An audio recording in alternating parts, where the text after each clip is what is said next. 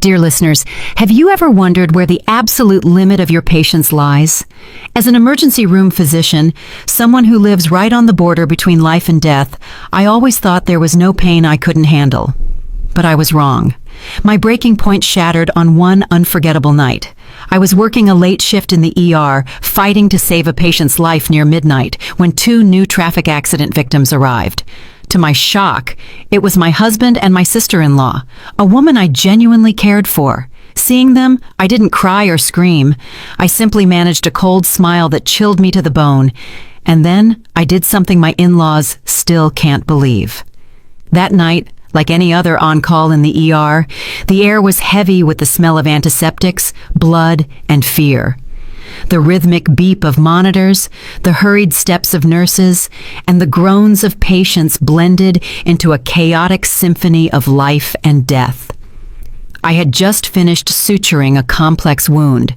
As I peeled off my blood-stained gloves, I was about to slip out for a breath of fresh air, but before I could cross the door, an ambulance siren blared urgently outside. "Dr. Calloway, we have a major traffic accident. 2 victims, a man and a woman, are incoming." A charge nurse named Chandra informed me, her voice tight with urgency. The exhaustion vanished instantly. I pulled my scrubs back on, quickly slipped on a new pair of gloves, and sprinted toward the ER entrance. This was our battleground, a place where there was no time for fatigue. 2 stretchers rolled in almost simultaneously. On the first lay a woman. Her long, dark hair was matted with blood, and her expensive-looking red silk dress was ripped in several places, exposing bloody abrasions on her arms and legs. She was unconscious, and her breathing was shallow. But what made me freeze wasn't her condition. It was the intense, seductive perfume wafting from her. It was Chanel No. 5, the very limited edition fragrance I'd had to special order just last month as a birthday gift for my sister-in-law, Zola Johnson. My heart felt like it plummeted to my stomach. I stepped closer and brushed the bloodied hair from her face. My God, it was Zola. I was frozen solid. But right then, the second stretcher arrived beside me. The man lying on it was in worse shape. A white, blood-soaked bandage was wrapped around his head. His designer shirt was torn, revealing a terrible bruise on his chest. His face was pale, but his features were unmistakable. The straight nose, the thin lips, the thick brows. How could I not recognize him? It was Cairo Johnson, my husband, the man I had shared my life with for the last 5 years. He had told me he had to meet with an important client out of state that night and would be back late. Now he was here, next to his own sister, both in a pitiful state from a late-night accident. Why? Why were they together? Zola's perfume, the strong scent of liquor radiating from Cairo, their disheveled clothes. Suddenly, all those pieces exploded in my mind, fitting into a truth so raw and brutal it stole my breath. So that was it. His important client was his delicate sister. Their all-night meeting had been a pleasant evening somewhere I knew nothing about. Pain and betrayal burned in my chest. I wanted to scream, to shake him awake, and demand an explanation. But I wasn't just Dr. Celine Calloway anymore. This was the emergency room. I looked at Zola's unconscious face, then at Cairo, who was groaning in pain, and without realizing it, a cold, icy smile crept onto my lips. It wasn't a smile of satisfaction, but the definitive realization of someone who has been fooled for too long. For the last 5 years, I had lived like a ghost in my own house. Working as an ER doctor, saving lives day and night, I barely received any attention from my own husband. He was always busy. He always had an excuse, and his biggest excuse was always Zola. Zola is still young. She lost her parents when she was a child, and she has a very fragile nature. If I don't look out for her, who will? He had told me countless times, and I believed him. I believed every word. I believed in the innocence of that big-eyed, tearful sister-in-law. I believed in my husband's kindness. I sacrificed my time, postponed appointments, and accepted dining alone to give him time to care for his poor sister. It turned out that his care was the kind given in a luxury hotel bed, paid for with the money I earned by the sweat of my brow. "Doctor, the female patient is showing signs of internal bleeding. Her blood pressure is plummeting." The nurse's voice pulled me back to reality. All eyes in the ER turned to me, awaiting my orders. I took a deep breath. The cold hospital air filled my lungs, extinguishing the fire of rage burning inside me.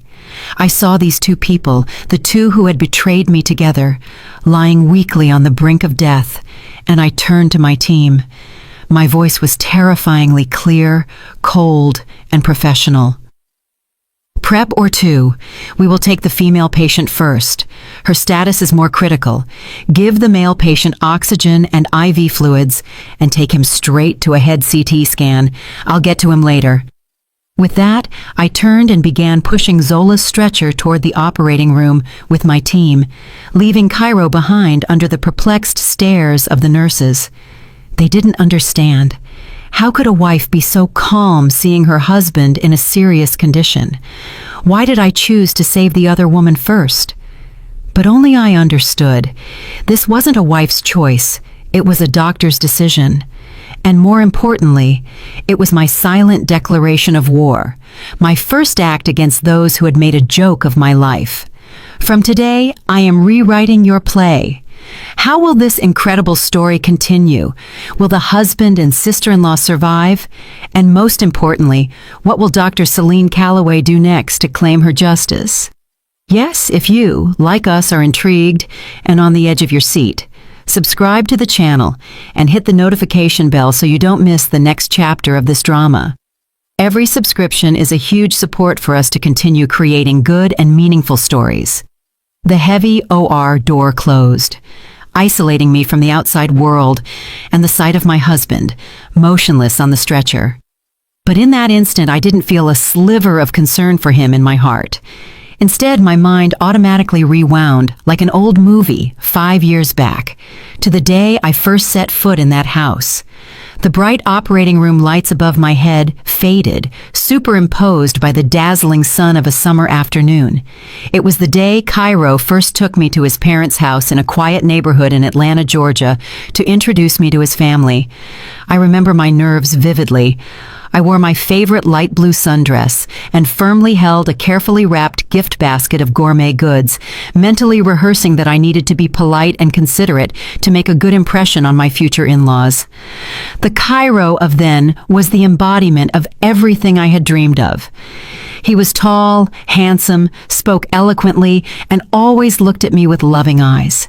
He told me his family was very well educated and strict, that his parents were very kind, and that he had a younger sister, Zola, who was the family treasure because she had been orphaned young. He insisted that I should treat Zola very well. I believed him. I believed every word. The house where his family lived wasn't huge, a modest, well-kept bungalow on a quiet street in the Cascade Heights area. His mother, Mrs. Octavia Johnson, greeted me with a polite smile. She wasn't overly enthusiastic, but showed no discomfort. She asked a few questions about my job and my family and nodded, saying that being a doctor was a good profession for saving lives. But for some reason, I felt an invisible distance in her words. And then Zola appeared. She came out of her room in an immaculate white dress, her long dark hair falling to her shoulders. She had large, round, clear eyes and a smile so innocent it could melt the hardest heart. She ran to hug Cairo and said in a sweet voice, "Brother, you came. I missed you." Then she turned to me, blinked and said, "So this is Celine. She's gorgeous." In that moment, I was completely fooled by her pure appearance. I thought she was truly pitiful, a poor orphaned girl. I promised myself that when I became her sister-in-law, I would treat her like a blood sister, making up for all the emotional neglect she had suffered. Oh, how naive and stupid the 5 years ago me was. I didn't realize that behind those clear eyes hid an abyss of calculation and jealousy. Our wedding took place soon after.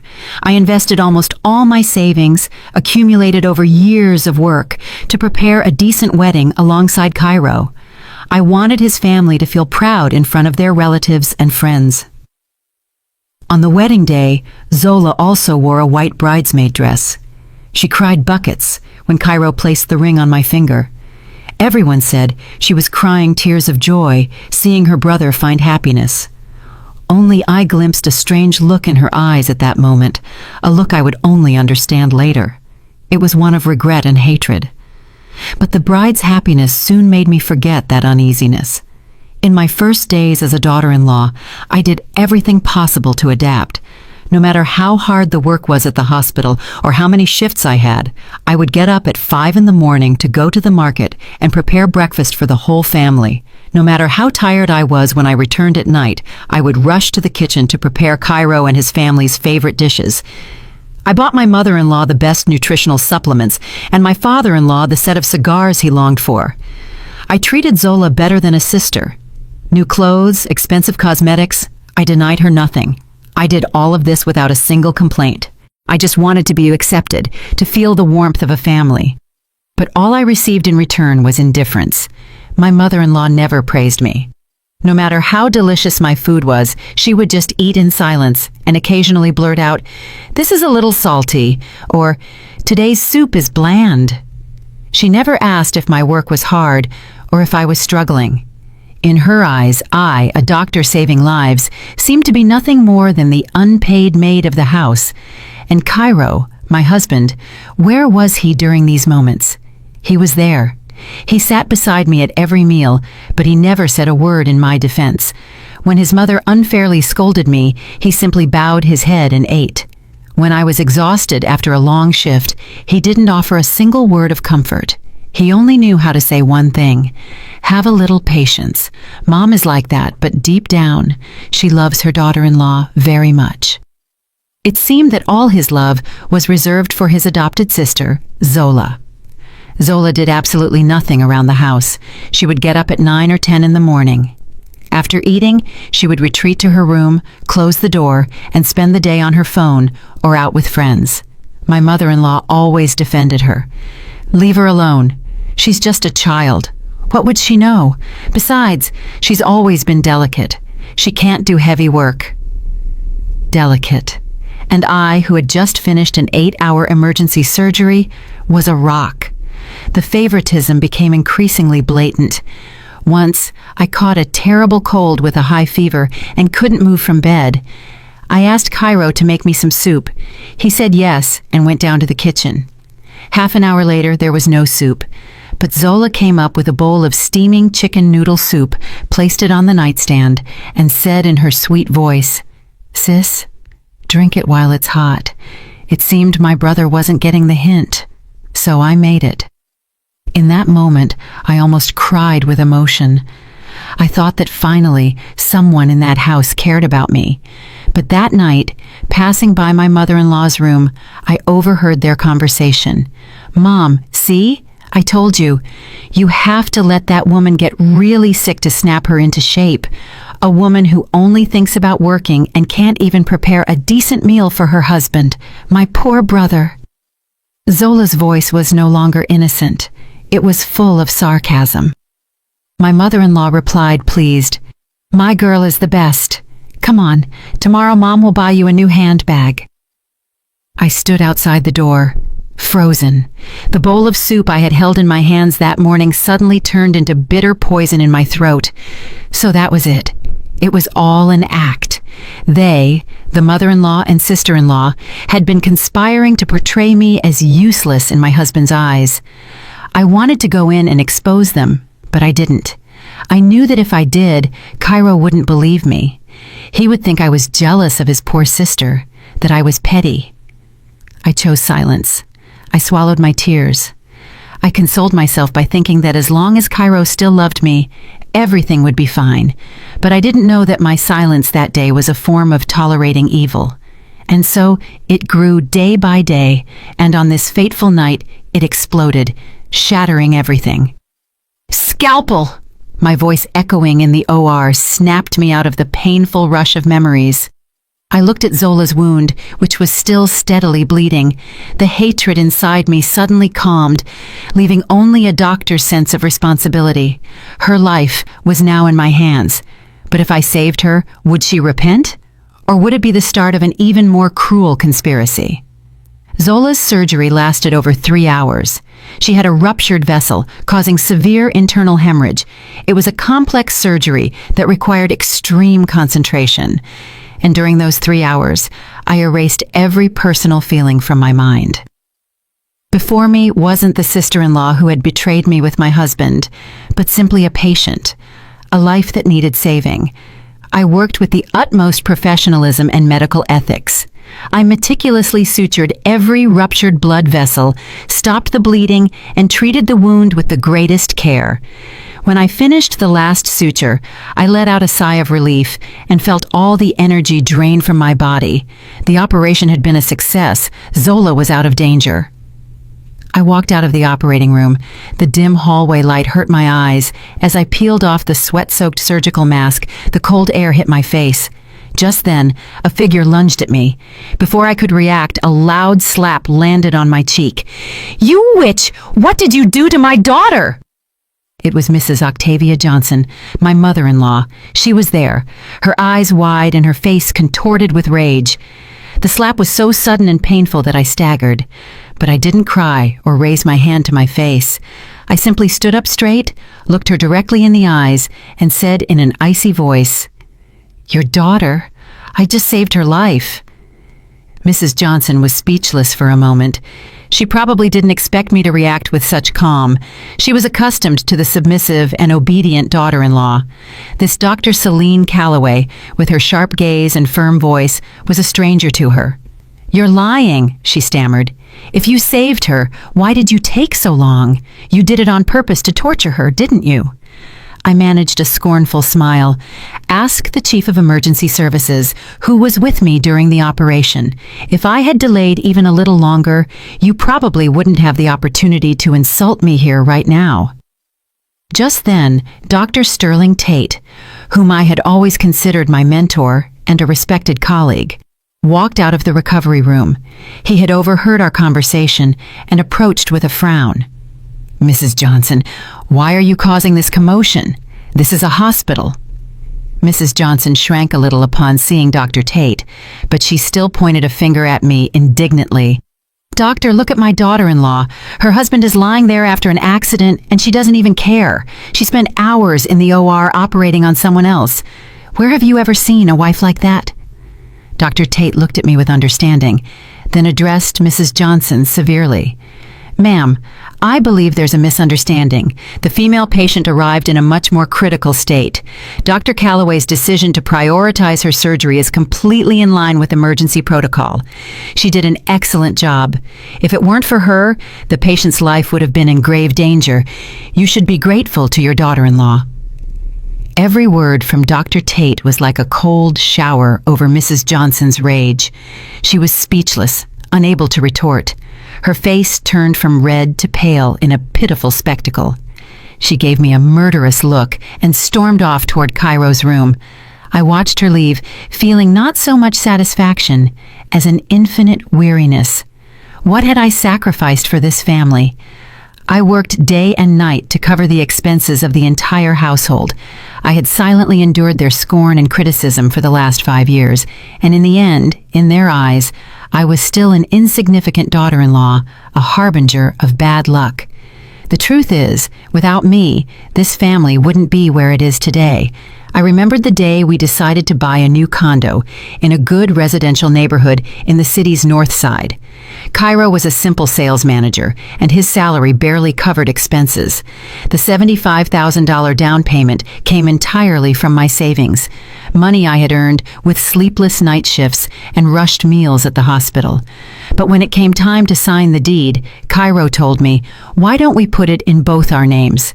We're married, and it will make my parents feel more secure." I accepted without a second thought. I believed the house was ours, that money wasn't more important than feelings. And the SUV Cairo drives now? I bought that too. He said he needed it for work, to make a good impression on clients. I agreed again. I gave him a family credit card so he could spend money without having to ask me. I thought that if my husband succeeded, I would be proud too. And Zola, that fragile sister-in-law, her private college tuition, the summer course in New York City, the designer clothes, the expensive handbags. Where did all that come from? From my pocket. Every time she sweetly asked her brother for something, Cairo would turn to me and say, "Come on, give her a little, the poor thing." And I would relent again. I considered her my true sister. I wanted her to live without lack, without feeling disadvantaged. It turns out I wasn't just supporting my husband and my in-laws, but also my husband's mistress. I was nothing more than a walking ATM, an ATM that knew how to walk, work, and even endure. My generosity, my sacrifice was stupidity in their eyes. They had grown accustomed to receiving without having to give. They had grown accustomed to me always being in the shadows, silently supporting their life of luxury and vain appearance. I gave them everything, and in return, I received the bitterest of betrayals. "Celine, go rest for a bit. You look terrible." Dr. Tate's voice pulled me from my thoughts. I nodded, thanked him, and headed with heavy steps toward the doctor's lounge. I needed rest, not from physical exhaustion, but because my soul was drained. But I knew I couldn't collapse now. The play had just begun. The evidence I had just remembered, the injustices I had suffered, all of it would be fuel for the revenge to come. Are they used to the docile and patient Celine Calloway? Perfect. I'm going to show them a completely different Celine, a Celine whose very name will make them tremble. How much has this in-laws hypocrisy outraged you? If your kindness has ever been taken advantage of and you seek understanding, leave a comment below and share your story. Every shared story is a brick building a strong wall we can all lean on. I didn't go directly to the lounge. Instead, I headed to Cairo's room, where he was under observation after the CT scan. The room door was slightly ajar, and a mix of my mother-in-law's sobs and my father-in-law's grave voice came from inside. "Octavia, stop crying. Making a scene won't solve anything. The doctor said Cairo only has a mild concussion. His life isn't in danger," said Mr. Sterling Johnson. "Isn't in danger? And why does he look like that? Head bandaged up like that? It's all because of her. Since she set foot in this house, we haven't had a single day of peace." Mrs. Johnson's voice was still loaded with venom. I stood silently outside the door, clenching my fists. Even in a situation like this, she was still finding a way to blame me. "Shut up for a minute," shouted Mr. Johnson. "What if the doctors hear you? Do you think I don't know about Cairo and Zola? You encouraged them, and now that everything has exploded, you blame Celine? Do you realize how irrational you're being?" I was stunned. My father-in-law knew. He knew about the affair between Cairo and Zola. Then why had he kept silent all this time? Me? What did I encourage? I only did it because I felt sorry for Zola. What's wrong with Cairo taking care of his sister a little? Don't accuse me unfairly. Mrs. Johnson's voice sounded somewhat guilty. "Pity?" Mr. Johnson scoffed. "Look at how she spends money. Designer clothes, the latest cell phone. Where do you think all that comes from? Do you think I'm old and don't know what's going on? It's all Celine's money. She busts her butt to support this whole house, her husband, and her sister-in-law, and you treat her worse than a stranger? Don't you think you're too cruel?" Every word from my father-in-law was like a hammer blow to my chest, but it wasn't a hammer blow of pain. It was of astonishment. In that cold house, there was at least one person who recognized my effort and sacrifice. Even though he had never said it, he knew. Mrs. Johnson fell silent. She probably didn't expect her husband to say something like that. After a long moment, she shouted bitterly, "How wonderful! Defending her! Is she your daughter-in-law or your daughter? You're not thinking about this family's reputation. If this gets out, where will we hide our faces?" "Reputation?" Mr. Johnson's voice was full of sarcasm. "Did you think about reputation when your son was sneaking into hotels with his sister? Did you think about reputation when you were buying things for your son's mistress with your daughter-in-law's money? And now you're ashamed? It's too late." Their conversation was interrupted by a groan from Cairo. "Dad, Mom, my head hurts so much." I heard the sound of a chair moving and hurried footsteps. I knew I shouldn't keep listening. I turned away silently, but my mind was a whirlwind of thoughts. My father-in-law, whom I considered a reserved, old-school man, complicit with his wife, turned out to be the only one who understood me. But why did he choose silence? Was there some deeper reason? I headed to Dr. Tate's office. I needed to know more about Cairo's condition. Dr. Tate was looking at the CT scan images. Seeing me enter, he gestured to a chair. "Sit down. I was just about to call you." "How is he?" I asked. "He got lucky," Dr. Tate said, not hiding a hint of irony. "Mild concussion, minimal epidural hematoma. With a few days of observation, he can go home. The impact was mainly because he wasn't wearing his seatbelt and his blood alcohol level was quite high." No seatbelt, high alcohol level. Every clue confirmed what I already knew. They had a night of fun and recklessness, and now they were paying the consequences. "And the girl?" I asked, forcing myself to maintain an indifferent tone. "She's much worse. Besides the ruptured vessel, she has 2 fractured ribs and a pulmonary contusion. She'll need to be admitted for at least a couple of weeks. You acted just in time, otherwise the outcome would have been uncertain." Dr. Tate looked at me with concern. "Celine, I know how difficult this is for you, but you have to stay strong. If you need help, tell me." "Thank you, doctor." I managed a tired smile. "I'm okay. It's just that, as the treating physician and a family member, I might need to check the belongings of both patients to contact family or find any necessary documents." Dr. Tate hesitated for a moment, then nodded. "All right. Technically, it's against regulations, but in this case, it seems necessary. Go to administration and say I gave you permission." I knew I was bending the rules, but I had to do it. I needed to find out where they had been, what they had done. I needed irrefutable proof to end this charade once and for all.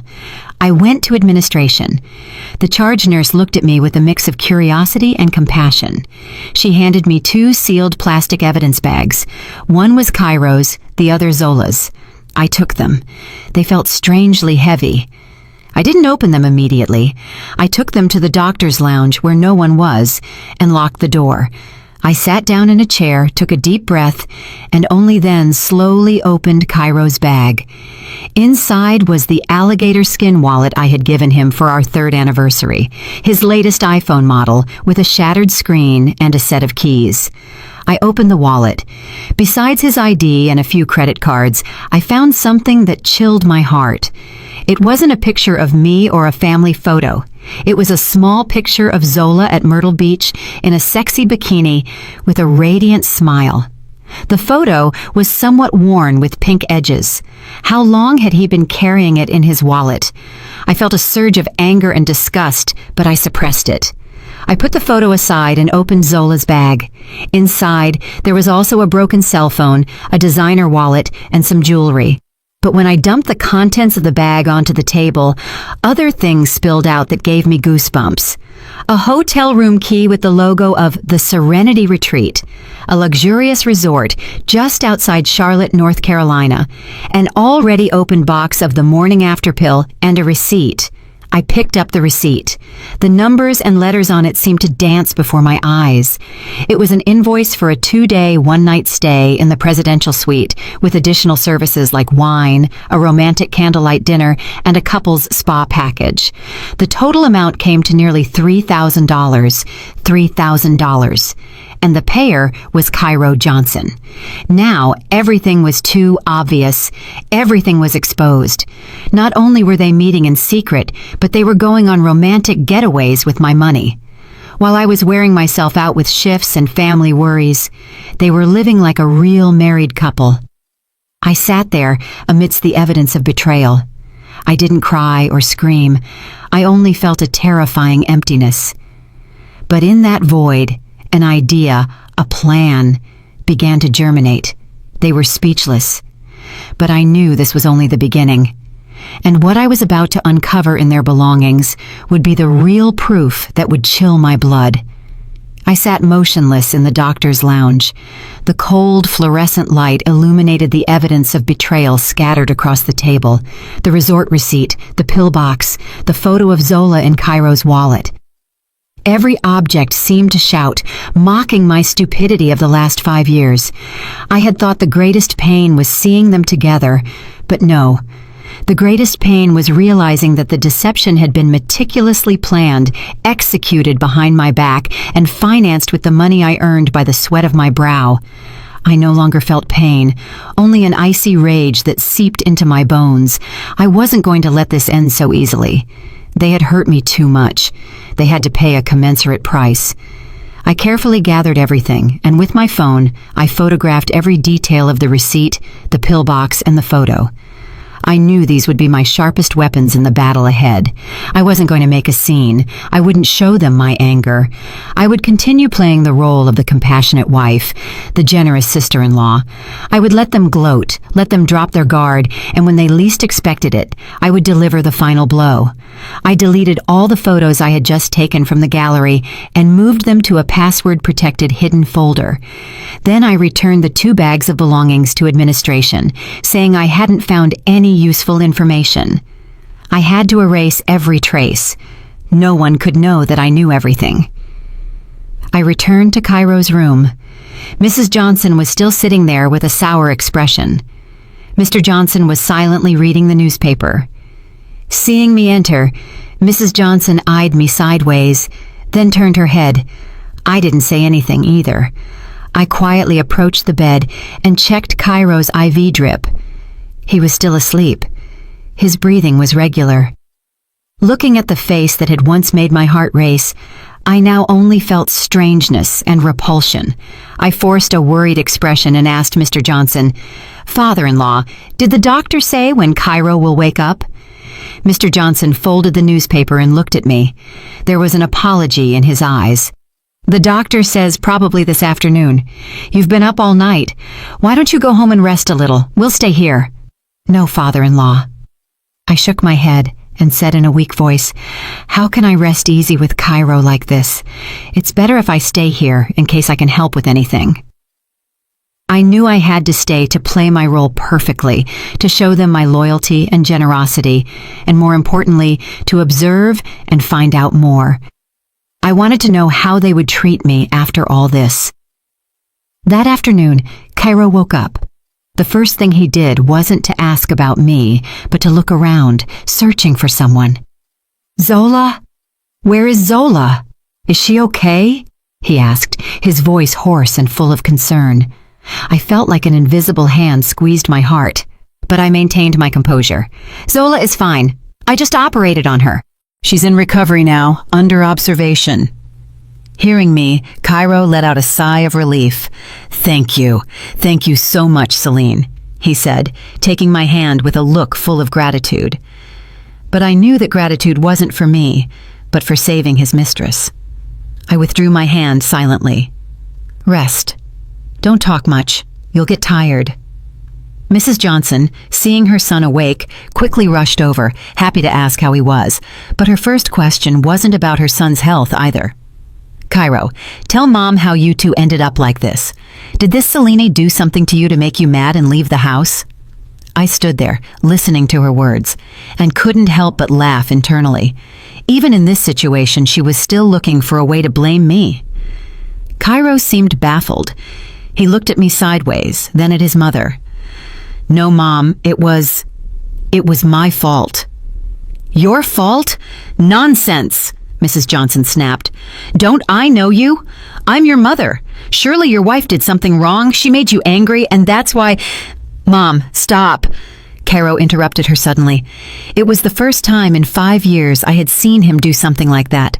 He turned to me with a complex look. There was guilt, but also something akin to fear. "Celine, I'm sorry." His apology didn't move me. On the contrary, it put me more on guard. Why was he apologizing? Was he afraid I would tell everything? Or was there another conspiracy behind that apology? I didn't answer. I simply turned away in silence. I headed to Zola's recovery room. I had to check on her. When I arrived, Zola had also just woken up from surgery. She was weak and pale, without a trace of her usual arrogance and defiance. Seeing me, her eyes widened, and after a flash of surprise, her gaze became cautious.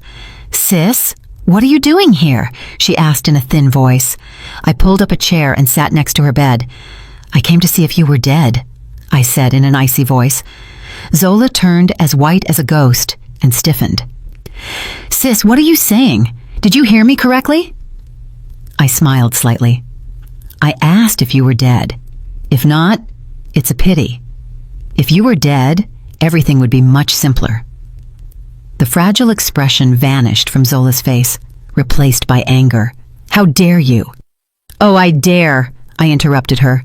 "And not just in words, but in deeds. Your life was saved by me, so I can also take it away. Easy, don't you think?"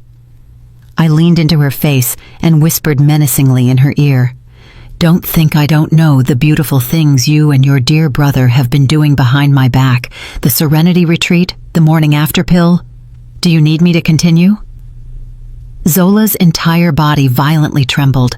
She looked at me with disbelief, her eyes filled with fear and panic. How? How? "I know much more than you think," I smirked. I backed up a few steps and recovered my cold, medical expression. "I'm giving you a chance. Either you tell me everything, or I'll make sure the rest of your life in this hospital is worse than death. You choose." With that, I turned and left, leaving Zola plunged into absolute terror. I knew I was doing something very dangerous. I was threatening my patient, but I had no other option. To protect myself, sometimes I also had to become a beast. And I had a feeling that the relationship between Cairo and Zola was not a simple affair. There was a much darker secret behind it, and only Zola could give me the answer. My threat seemed to have an effect. Throughout that night, Zola suffered a panic attack. Her blood pressure spiked, and she showed signs of infection at the surgical wound site. The on-call nurse had to call me to return to the hospital in the middle of the night. When I entered, Zola was curled up in bed, trembling from head to toe, her eyes wide with fear. Seeing me, it was as if she had seen a ghost, and she quickly pulled the blanket over her head. I motioned for the nurse to leave. I pulled up a chair and sat down to observe her in silence. I didn't say anything, letting the silence and her own fear do their work.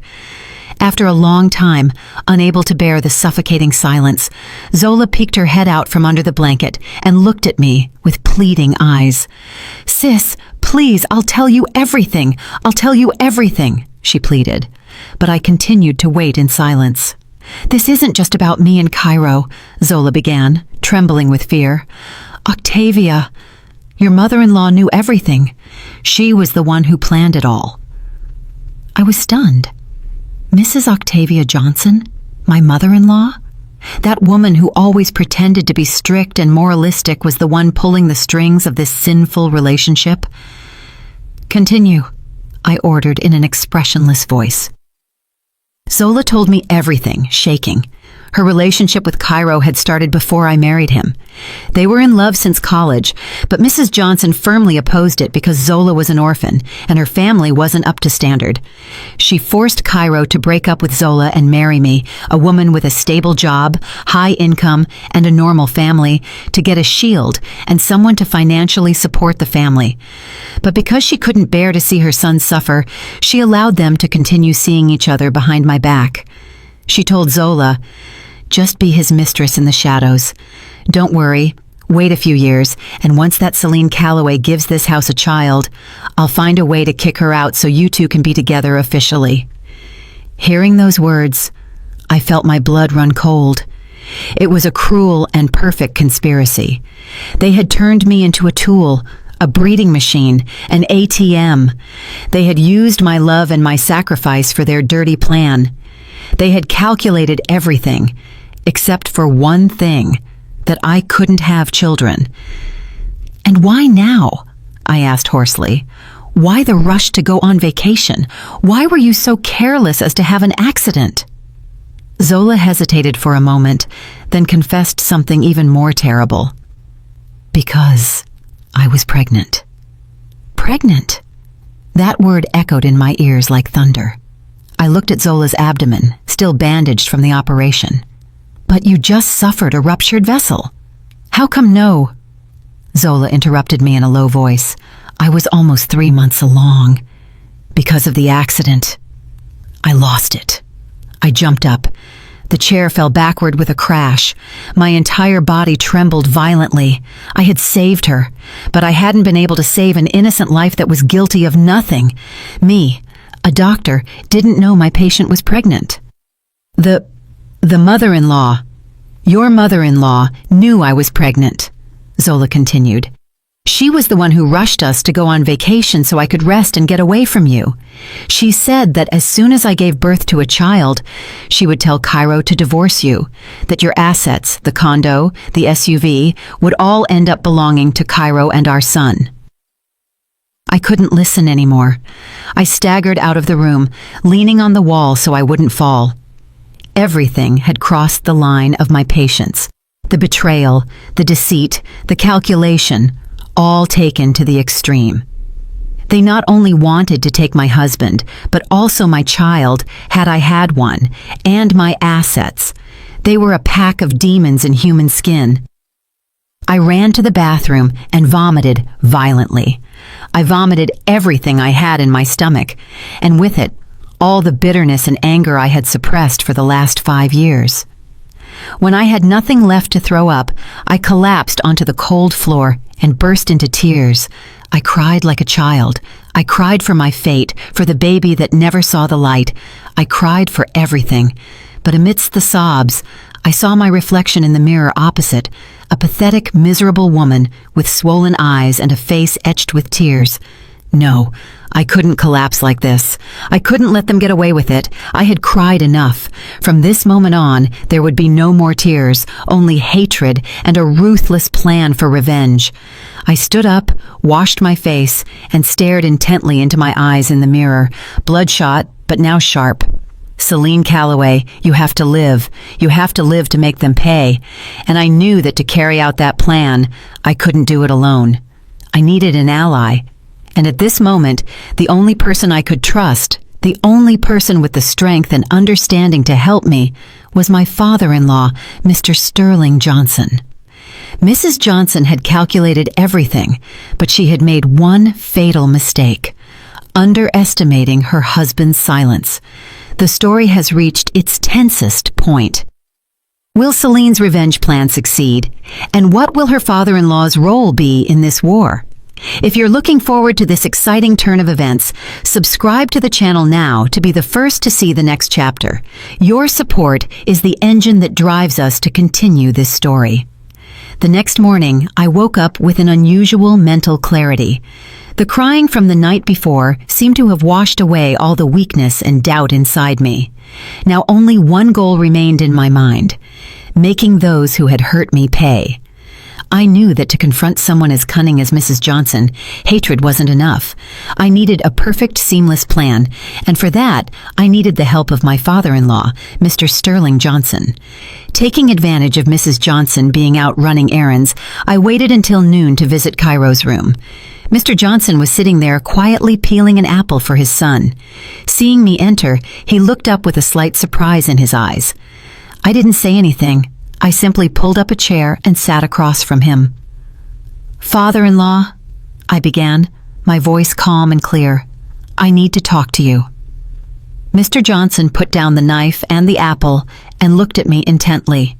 "Speak. I'm listening." I didn't beat around the bush. I told him everything Zola had confessed to me the night before. I spoke about Mrs. Johnson's conspiracy, how she knew and consented to the relationship between Cairo and Zola even before our marriage. I talked about her plan to turn me into a breeding machine and an ATM. And finally, I spoke about Zola's lost child and how Mrs. Johnson had promised to pave the way for Zola and her child to replace me. As I spoke, my voice remained firm, without a hint of trembling. I wasn't complaining to ask for compassion. I was simply stating the facts. While I spoke, Mr. Johnson listened in silence. His face grew darker. His hands, resting on his knees, clenched so tightly that his veins showed. When I finished, he sighed deeply, saying nothing. That sigh seemed to contain all the disappointment and pain in the world. After a long time, he looked at me. His eyes were a mix of sorrow and guilt. "Celine, I'm sorry," he said hoarsely. "I was a coward. I knew your mother-in-law wasn't a good person, but for the sake of the family, for appearances, I chose silence. I didn't know my silence would cause you so much pain. I don't blame you, father-in-law, I replied. I just want to ask you one thing. Are you willing to join me now to expose all of this? To seek justice for me and for that lost child? A determination I had never seen before shone in Mr. Johnson's eyes. What do I need to do? He asked. Only one thing, I said, leaning closer to him. Trust me, and follow my plan. I promise I won't disappoint you. My plan was very simple, yet very audacious. I wanted to use Mrs. Johnson's own conspiracy as a weapon against her. I wanted to play their game of plays. Perfect. I was going to stage a much bigger play with her, a play in which I was the director. As a first step, I asked Mr. Johnson to call Mrs. Johnson and tell her that Cairo, upon learning of Zola's baby loss, was heartbroken and distraught. Mr. Johnson had to play the role of the husband trying to console his wife. He had to tell her that what's done is done, and that the most important thing now was for Zola to recover soon to give the family another legitimate heir. He also had to hint that Cairo was completely disappointed in me and seemed anxious for a divorce. Mr. Johnson played his part perfectly on the phone. Mrs. Johnson, hearing him, let out a sigh of relief. She believed everything was going according to plan, that I still didn't know anything and that Cairo was completely on her side. She suspected nothing and even cheerfully told Mr. Johnson that she would buy the best restorative foods for her future daughter-in-law. As a second step, I began my own performance. I pretended to be a wife engulfed in pain and regret. I went to Cairo's room crying and apologized for not taking good care of him. I told him I was too focused on my job and had neglected the family. I promised I would change. I would be a good wife. Cairo, caught between the guilt he already felt and my surprising change of attitude, suspected nothing. He even took my hand and consoled me, saying it wasn't my fault. I also went to Zola's room, bringing her fruit and chicken soup. I sat by her side and, with tearful eyes, took her hand. Zola, I'm sorry. I didn't know. I left the sentence unfinished on purpose. Zola, who had already received my instructions, also acted perfectly. She burst into tears and said, Sis, it's my fault. I betrayed your trust. We enacted a touching scene of reconciliation between sisters-in-law. And of course, that scene reached Mrs. Johnson's ears. She became even more euphoric. She believed I had given up completely, that I was trying to reconcile with her to save my marriage. The trap was perfectly laid. All the actors were in their positions. The mother-in-law, drunk on her victory, had no idea that the net my father-in-law and I had secretly woven was slowly closing around her. And the biggest fish swimming directly into that net was herself. In the following days, I continued gathering crucial evidence. I asked a friend who works at a telephone company to get me all the call and text message records between Mrs. Johnson, Cairo, and Zola for the last year. The evidence clearly exposed their plan, from organizing Cairo's business trips, which were actually getaways with Zola, to discussing ways to fleece me for money. Everything was ready. I was just waiting for the opportune moment, a stage big enough to drop the curtain on this farce. And the opportunity arrived sooner than I thought. Mrs. Johnson, in her arrogance, decided to throw a party at the house to celebrate that Cairo and Zola had recovered from the accident. She invited all their relatives and close friends. Her goal was evident, to use the occasion to publicly humiliate me and pave the way for Zola.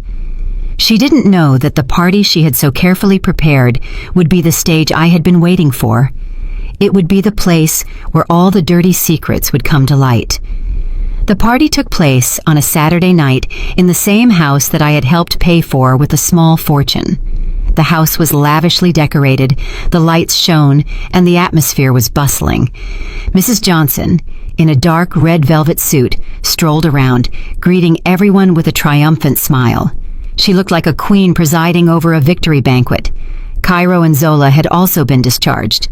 Cairo wore an elegant suit, although his face was still pale.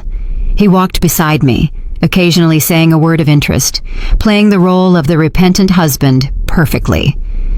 Zola, in an immaculate white dress, sat in a corner, pretending to be fragile and pitiful. All the relatives' sympathetic glances were directed at her. I, the protagonist of this failed farce, simply wore a modest black dress with light makeup to hide my tiredness. I moved around the party, serving tea and drinks, fulfilling my role as the devoted daughter-in-law and generous wife. No one realized that behind my resigned smile, a storm was brewing. When almost everyone had finished dinner, Mrs. Johnson rose solemnly, raised her wine glass, and spoke up.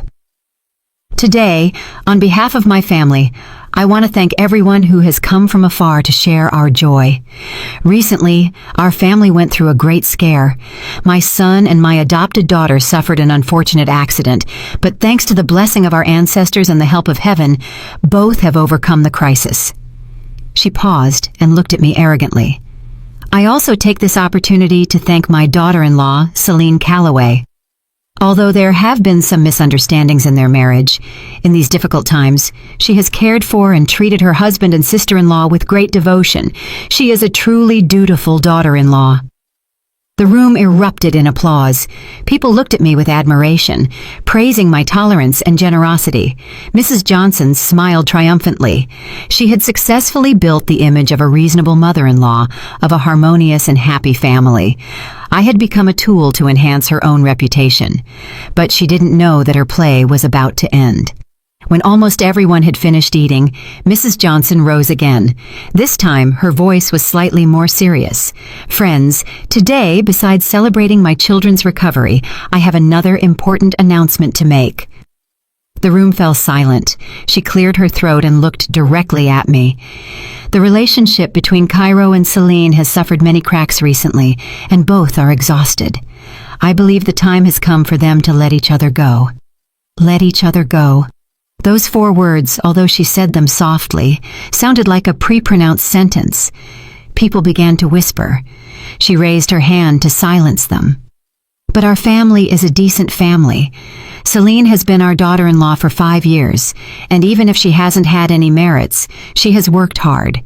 Therefore, after the divorce, our family has decided to give Celine a compensation of $15,000 as a small help for the girl to start a new life.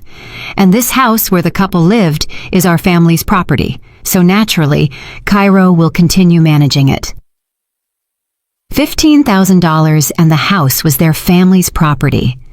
Her audacity exceeded my imagination.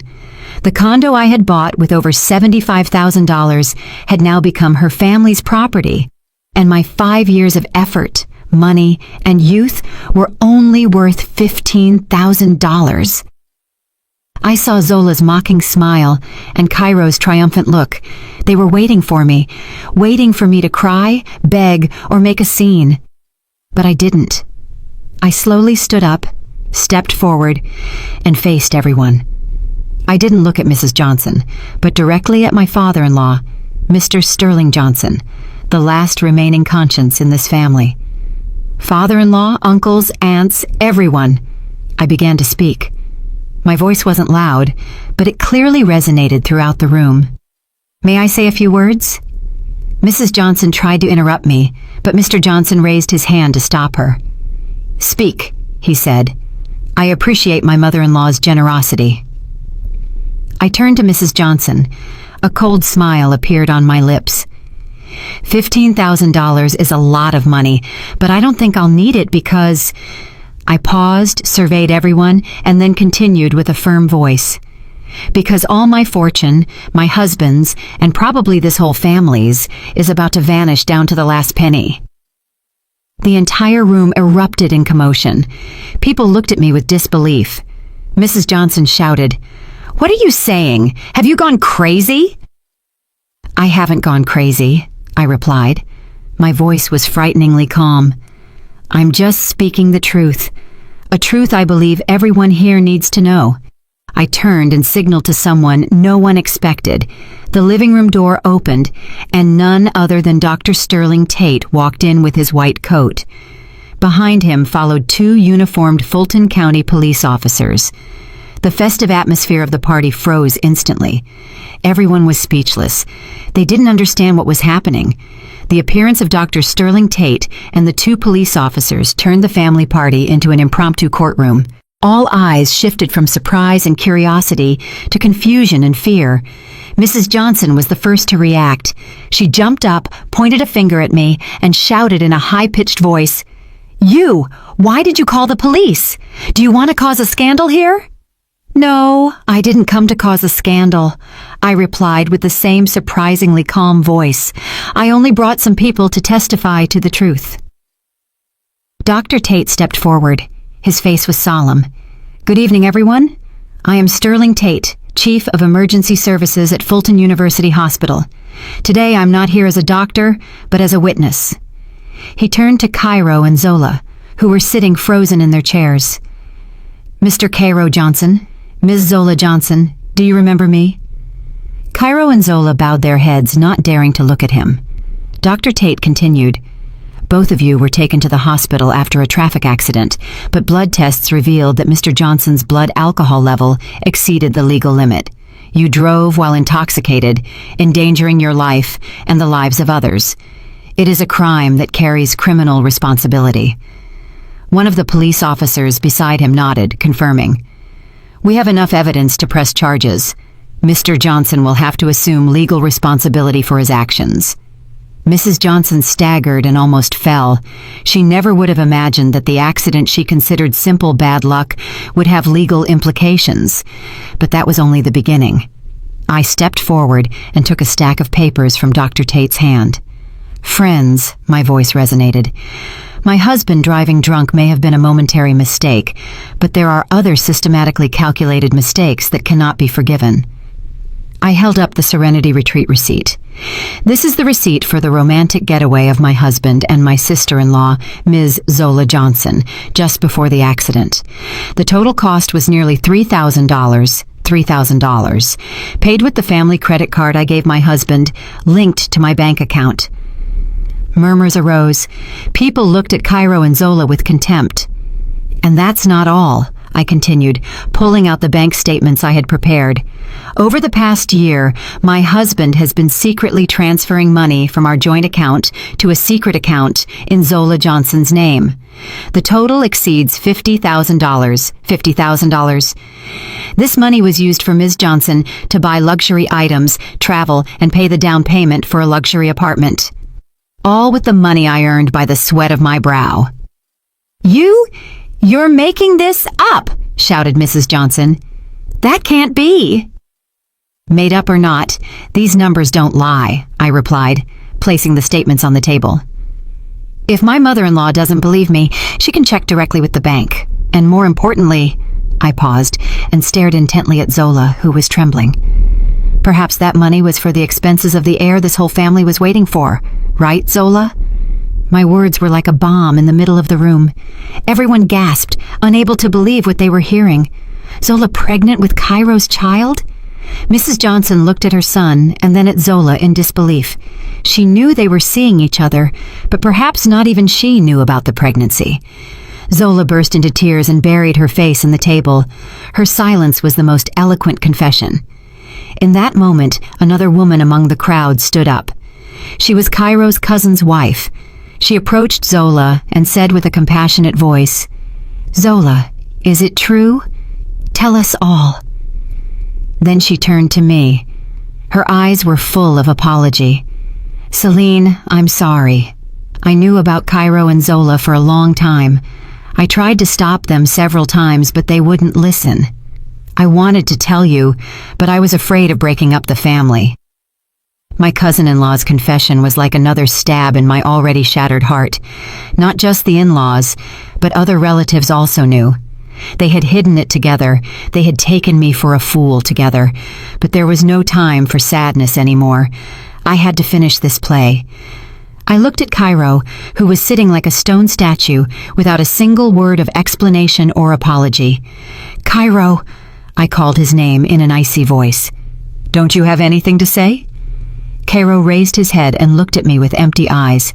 "Selena, But he couldn't continue because, at that moment, My father-in-law, Mr. Sterling Johnson, who had remained silent from the beginning, suddenly stood up, walked toward Cairo without saying a word, and, to everyone's astonishment, raised his hand and delivered a loud slap across the cheek of his son, whom he had always been so proud of. The mark of 5 fingers was imprinted on his face. "You beast!" he shouted, his voice trembling with rage. "Do you know what you've done?" That slap wasn't just for Cairo. I knew it was Mr. Johnson's late apology and repentance toward me. The play was coming to an end, but could one slap erase all the wounds? Would the revealed truth bring me peace? Do you think the father-in-law's gesture is enough to calm Celine's pain? If you stand in solidarity with her, express your opinion with a like and leave a comment with your thoughts on the situation. Mr. Johnson's slap was like a bell waking everyone from their stupor. The tense atmosphere in the room turned into chaos. Mrs. Johnson, who had been stunned for a moment, finally reacted. But instead of acknowledging her son's guilt, she lunged at me. Her eyes were bloodshot.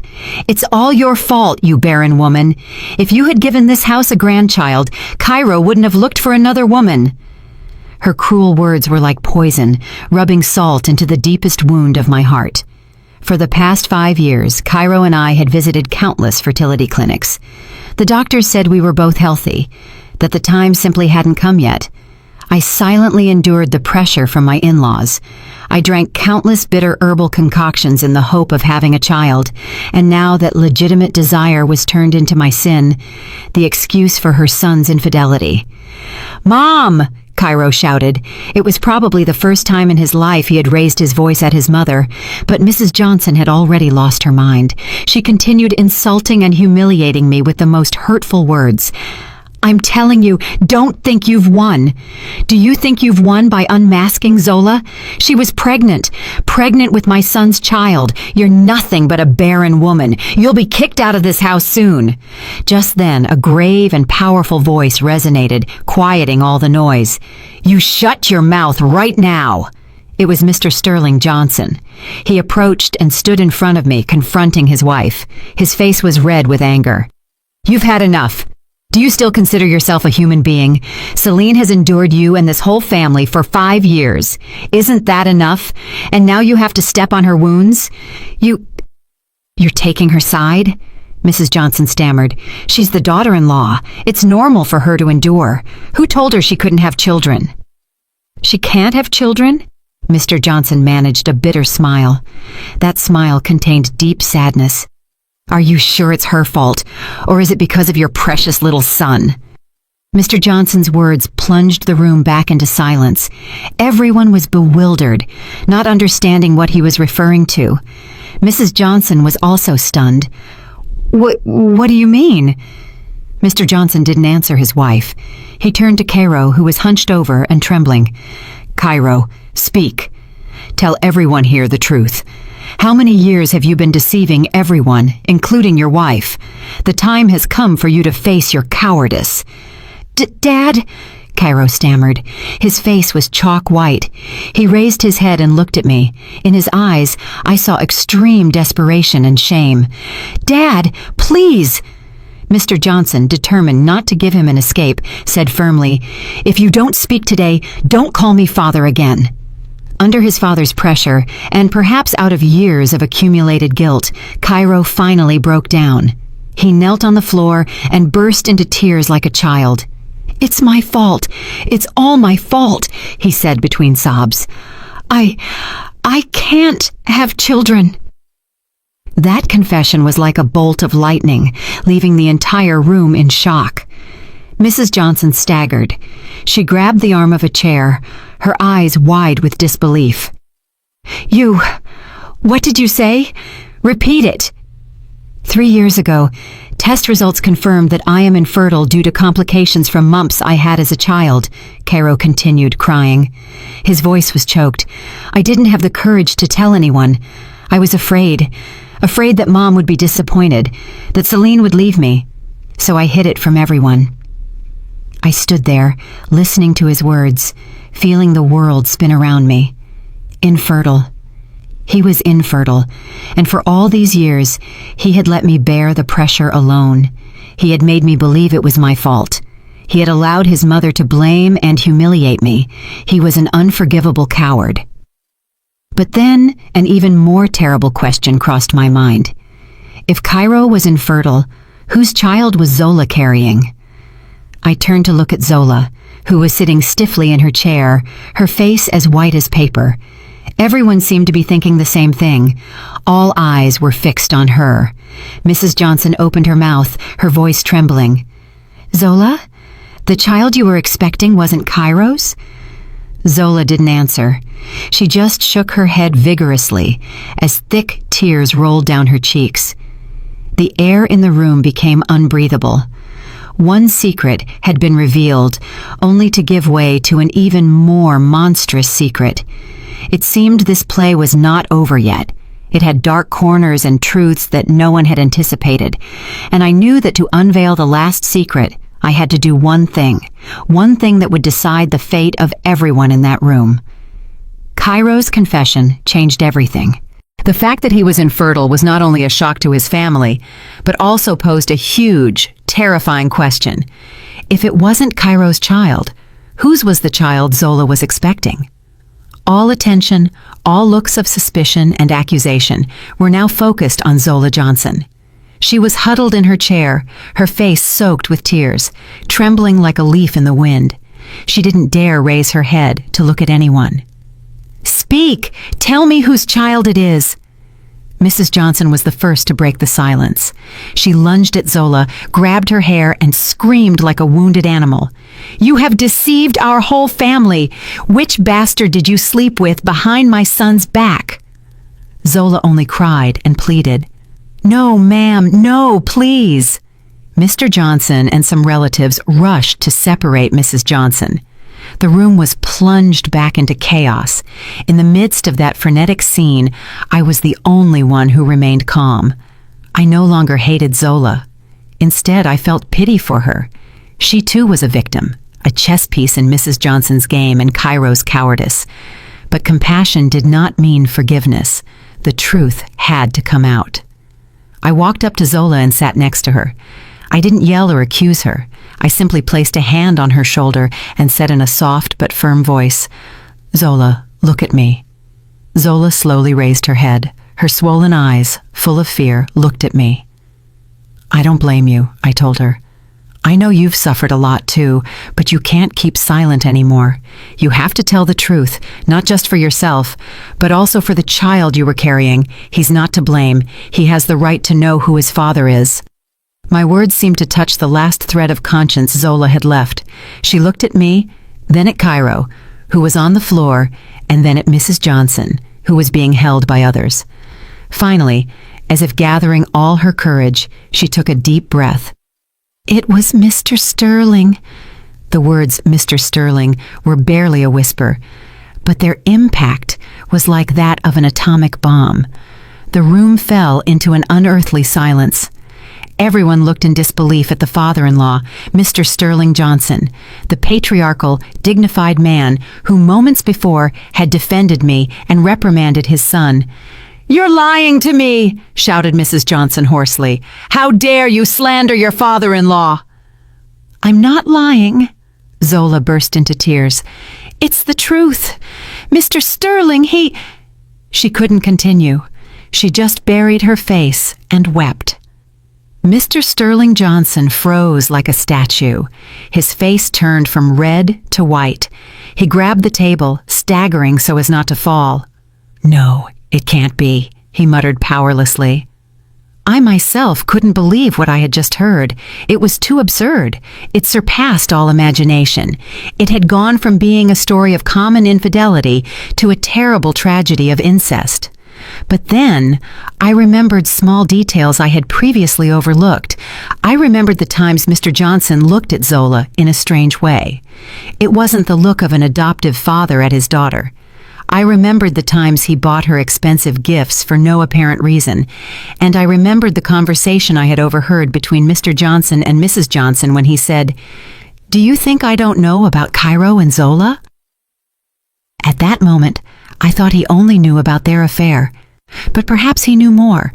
Perhaps he didn't just know. Perhaps he was a part of it. "Proof! What proof do you have?" shouted Mrs. Johnson, clinging to her last hope. "Or are you just talking nonsense to blame someone else? Proof!" Zola trembled. She rummaged through her purse and pulled out an old cell phone. In this, there are text messages."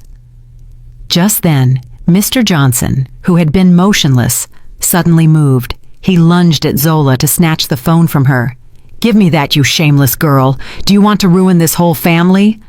But I was faster. Since Zola mentioned the messages, I had anticipated Mr. Johnson's move. I stepped in and blocked his hand. A struggle ensued.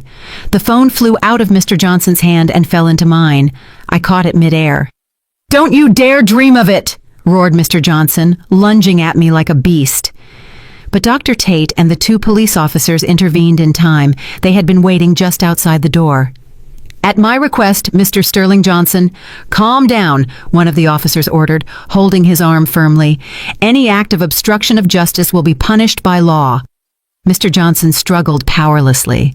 His dignified, patriarchal air had completely vanished, leaving only the fear and madness of a discovered criminal. I clenched the phone in my hand. I felt my heart pound loudly. The last veil of the secret was about to be lifted, and I knew that the truth it contained would be the final stab that would completely end the hypocrisy and sin of this family. Zola's old cell phone was burning in my hand like a red-hot coal. It wasn't a simple electronic device. It was Pandora's box, containing the darkest secret of the Johnson family, the final, irrefutable proof. The police officers held Mr. Johnson. He was no longer shouting. He was just gasping, throwing a look at me that mixed hatred and desperation. The room fell into an eerie silence, broken only by Zola's sobs and Mrs. Johnson's heavy breathing. I didn't open the phone immediately. I knew that what it contained would not only expose Mr. Johnson, but would also be too great a shock for everyone present. I scanned the horrified relatives, Cairo kneeling like a soulless corpse, and Mrs. Johnson, now more miserable than a beggar. I opened my mouth. My voice was no longer cold but grave, loaded with profound sadness. None of us wanted things to come to this point, but the truth, no matter how painful, must be revealed. I unlocked the phone. The password was Zola's birthday. Incredibly simple. Proof of her total lack of caution. In the message inbox, a conversation with the contact adoptive father was pinned at the top. I opened it. Hundreds, thousands of messages spanning more than a year. They weren't the affectionate messages of a father to his daughter. They were words of love, dates, jealousy, and dirty calculations. "Zola, do you have time tonight? Dad will pick you up. Your mother went to the country club again. The dress you wore today was beautiful. I love it. Don't go out with that guy. Dad doesn't like him." And the most recent messages, the ones that chilled my blood. "Are you sure it's my child?" "Sure. I calculated the exact dates. It's impossible for it to be Cairo's." "Well done. You relax and take care. Dad will handle everything. I'll find a way for Cairo to accept it as his own. When we get rid of Celine, you'll be the lady of this house. All the assets will end up being for us and our child." So that was it. It was all a play within a play. Cairo and Zola's infidelity was actually a larger play directed by Mr. Johnson himself. He not only wanted an heir of his own blood, but he also wanted to use that child to legally seize my assets through his son. Two birds with one stone, a conspiracy of incest and asset appropriation, perfectly concealed beneath the mask of a patriarchal family. I didn't read the messages aloud. I simply handed the phone in silence to the police officer next to me. "Officer, here is the proof." The officer took the phone and examined it. His face grew increasingly serious. He said something to his partner, and both approached Mr. Johnson. "Mr. Sterling Johnson, we have sufficient evidence to investigate you on charges of incest and conspiracy for the misappropriation of assets. You will have to accompany us to the station." Two cold handcuffs snapped onto Mr. Johnson's wrists. The dry metallic click echoed in the room like a judge's gavel, sentencing the end of everything. Mr. Johnson no longer resisted. He simply stood there, with his head bowed. All his dignity and patriarchal air had shattered. As they let him out, passing Mrs. Johnson, she seemed to come back to her senses. She clung to her husband's arm, sobbing inconsolably. "Honey, say it's not true. Tell me Zola is lying." But Mr. Johnson didn't have the courage to look his wife in the eyes. He just remained silent. His silence was the most painful confession. Mrs. Johnson released his hand and collapsed onto the floor, crying without tears. The man she had lived with for decades, the man she had always respected and admired, was a demon in human skin. The heir she so longed for was the fruit of the sinful relationship between her husband and the daughter she had raised. There was no crueler truth, no greater humiliation. I observed the scene without feeling a single drop of satisfaction, only an infinite sadness, a family that, out of pure greed and selfishness, had sunk into an abyss of sin and destruction. I turned to look at Cairo. He was still kneeling there, his gaze lost in the void. He probably realized at that moment that he too had been a poor puppet in his father's play. He had lost everything: his wife, his mistress, the child he believed was his, and the father he had always respected. I didn't say anything else. I simply turned and left. Dr. Tate was waiting for me outside. He draped his jacket over my shoulders as if to hide the trembling I was trying to suppress. "Let's go, Celine. Is it all over now?" "Yes," I replied hoarsely. "It's truly over." I walked out of that house without looking back even once, leaving behind a broken family, leaving behind 5 years of my youth filled with pain. The sky outside was lightening. A new day was beginning, and I knew that my life too would move into a new chapter from today. Were you left in shock by the events you just witnessed? Celine's journey to claim justice has ended, but its consequences will undoubtedly endure. If this story resonated in your heart, don't hesitate to hit the share button so that the power of truth and courage reaches more people. The curtain fell with the tragic end of the Johnson family. The sound of police sirens faded into the distance, carrying Mr. Johnson and his sinful secret away. The luxury house, which moments before hosted a party, was plunged into an eerie silence, broken only by Mrs. Johnson's inconsolable crying and the sighs of resignation from those who remained. I didn't stay to witness the collapse. Dr. Tate took me away just after Mr. Johnson was let off. The car drove through familiar streets, but my mind was a whirlwind of mixed emotions. I felt relief, pain, and a strangely hollow emptiness. "What are you planning to do now?" Dr. Tate broke the silence. "I don't know," I replied, resting my head against the window. The streetlights passed like shooting stars. "I guess I'll need a lot of time to forget all this." "Don't try to forget, Celine," Dr. Tate said in a warm voice. "Face it. Learn to live with it and turn it into part of your strength. You have been very brave. You did something not everyone could do." I didn't reply. I just managed a faint smile. For the first time in a long time, I felt a little warmth in my frozen heart. Dr. Tate drove me to an extended stay hotel he had booked for me. "Stay here for a while, in silence. I'll take care of your work schedule at the hospital. Don't worry about anything. Just rest." I looked at him, feeling infinite gratitude. "How can I?" "There's nothing to thank me for," he smiled. "We are colleagues and friends. It's normal to help each other. Besides, I've learned a lot from you about strength and fortitude." In the following days, I lived in absolute silence. I cut off contact with everyone. I didn't read newspapers or social media. I needed time for myself, to put the pieces of my soul back together. The Johnson family case became a scandal that rocked society. The media constantly reported, dissecting every aspect of the story. They painted a dramatic picture of a renowned family, rotten from within, full of incest, fraud, and betrayal.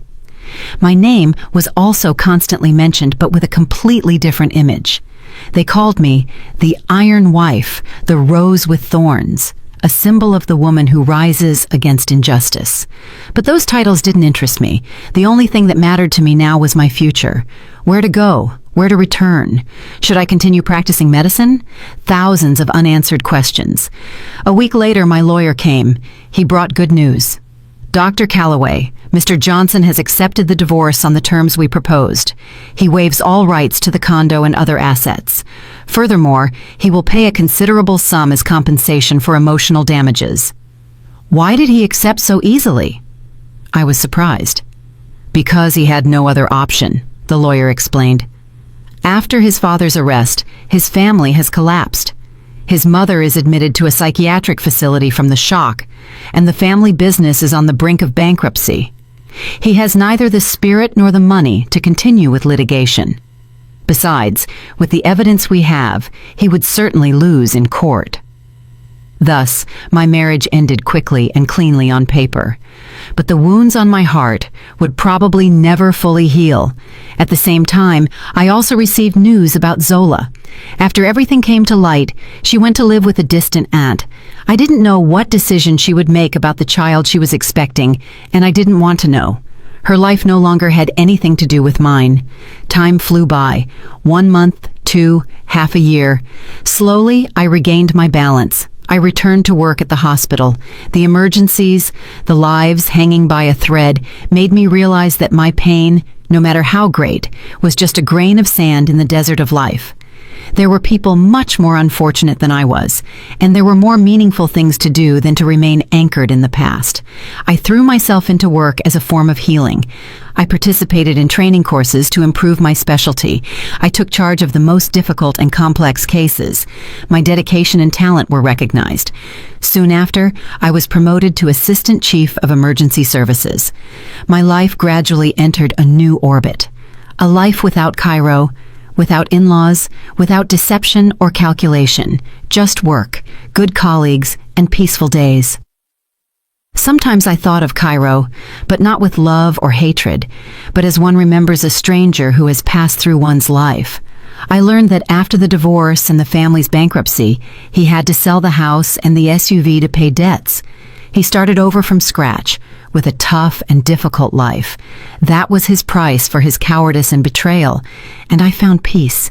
But sometimes, in the deep, silent nights, when I faced the darkness and loneliness, I wondered if I could ever love again.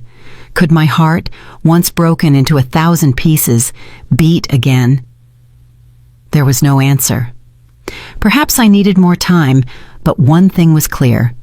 If another man entered my life, he had to be completely different. He didn't need to be rich or handsome. He just needed to have one thing Cairo never had: a sincere heart. 2 years after that storm ravaged my life, it truly opened a new chapter. I was no longer Dr. Celine Calloway with sad eyes and a forced smile. I had learned to laugh again, a genuine laugh born from inner peace. My job as Assistant Chief of Emergency Services was very demanding, but it brought me joy and meaning. Every patient I saved made my life feel more valuable. Through my pain, I had learned to understand and share the pain of others. I no longer lived in the extended stay hotel. With the compensation money and my savings, I bought a small, beautiful condo with a sunny balcony in the Buckhead area. It was my true home, a haven of peace to which I could return every day after hard work. I made new friends, established new relationships, joined a book club and yoga classes. I learned to love and take care of myself more, both physically and mentally. Sometimes, through former colleagues or gossip, news of the Johnson family reached me. Mrs. Johnson, after receiving psychiatric treatment, had returned to her old bungalow, where she lived in silence. Nothing remained of her former image of power and sharpness.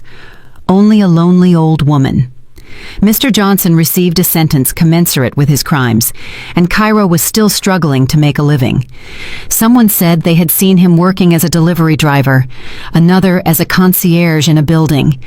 He had to pay for his mistakes with the rest of his life. I no longer cared about them.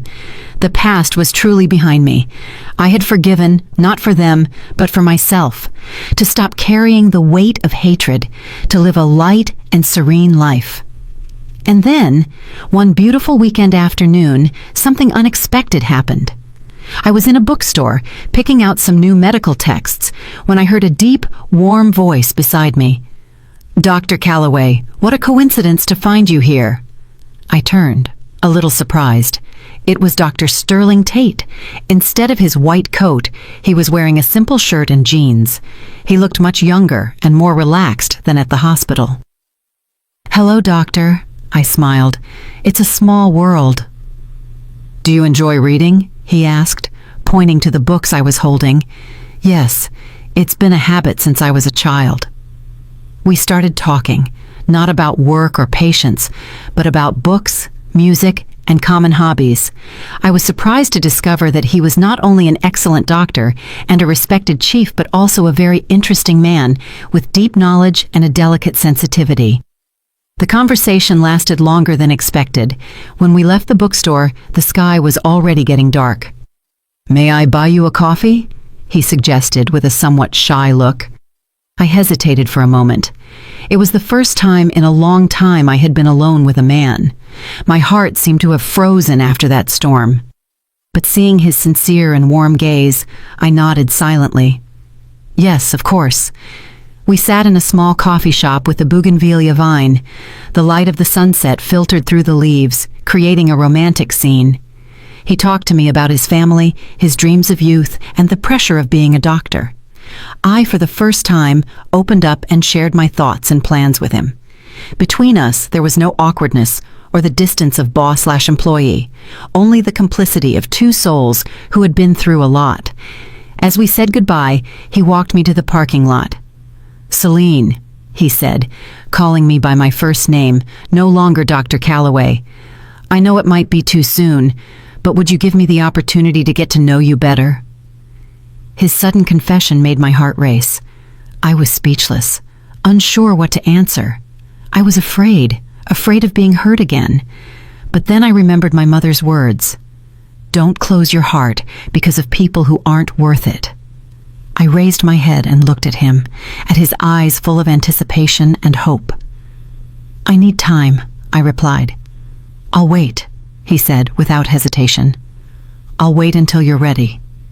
He didn't try to take my hand or add any flowery words. He simply stood there, looking at me with respect and patience. His gentleness sincerely moved me. I drove home feeling a strange and warm emotion filling my heart.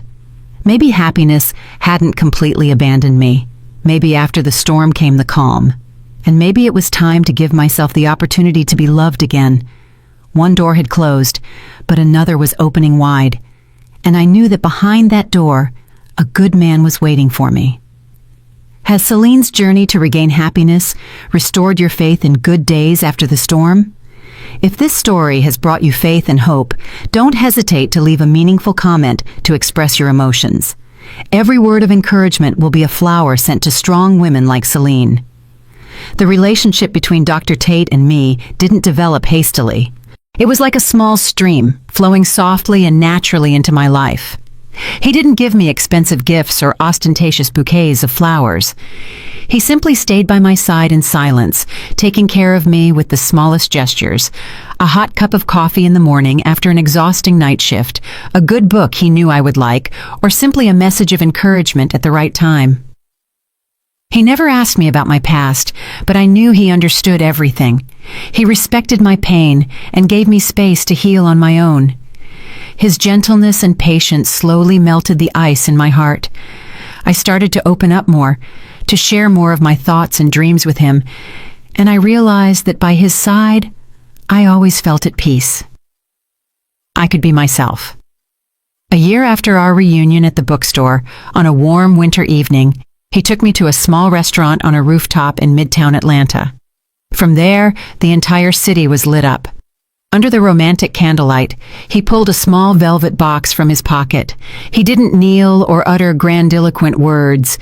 He simply looked into my eyes and said with a grave and sincere voice, "Celine, in this last year, I've learned a lot from you about strength, tolerance, and the will to live. You have made me believe that after the rain, not only does the sun come out, but so does the rainbow. Would you look for other rainbows with me for the rest of our lives?" He opened the box, and inside was a simple yet exquisite platinum ring. It didn't have a large diamond, only a small blue sapphire that shone like a star. "I know you don't like flashy things," he said. "This stone is like your eyes, always clear, firm, and with an invisible strength." I looked at him, and tears of happiness kept flowing. There was no longer any doubt or fear. I knew this was the man I was looking for, a man who loved me for who I was, not for who I was or what I had. "Yes, I do," I whispered, swallowing my tears. He placed the ring on my finger, and a current of warmth flowed through my entire body. We didn't have a big wedding. Our wedding was on a secluded beach with only our best friends as witnesses. I wore a simple white wedding dress, and holding his hand, I walked across the white sand. The waves crashed, and the sea breeze blew softly. Everything seemed to bless us. That day, I truly believed that happiness existed. After getting married, we decided to carry out a project we had been thinking about for a long time. We created a small charitable foundation called Hope's Harbor to help pay for surgeries for poor patients with rare diseases. We wanted to use our professionalism and our luck to bring life and hope to people less fortunate than us. My life was now full of meaning and joy. I not only had a wonderful husband and a meaningful job, but also a true family. Dr. Tate's parents were very kind and thoughtful people. They loved me like a daughter, filling all the emotional deficiencies I had suffered. Sometimes I think about my story, about the dark days past.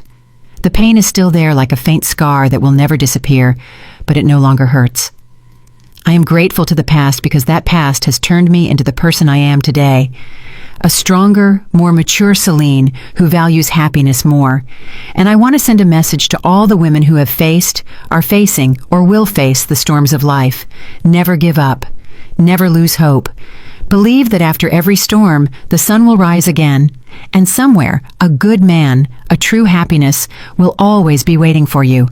Only if you have the courage to walk through the darkness and embrace the light. Dear listeners, the story of Dr. Celine Calloway comes to an end with a truly satisfying and meaningful conclusion. Her journey from betrayed wife to a symbol of strength and humanity shows us that true happiness does not come from luck, but from our own choices and efforts. If this story has reached your hearts, please support us with a like, share, and subscribe. Every small gesture from you is a great boost for us to continue creating more good and meaningful stories. Did you like the story? And which city are you listening from? Let's meet in the comments. If you like the story, you can support me by sending a super thanks so I can keep bringing more stories like this. Thank you so much for your sweet support.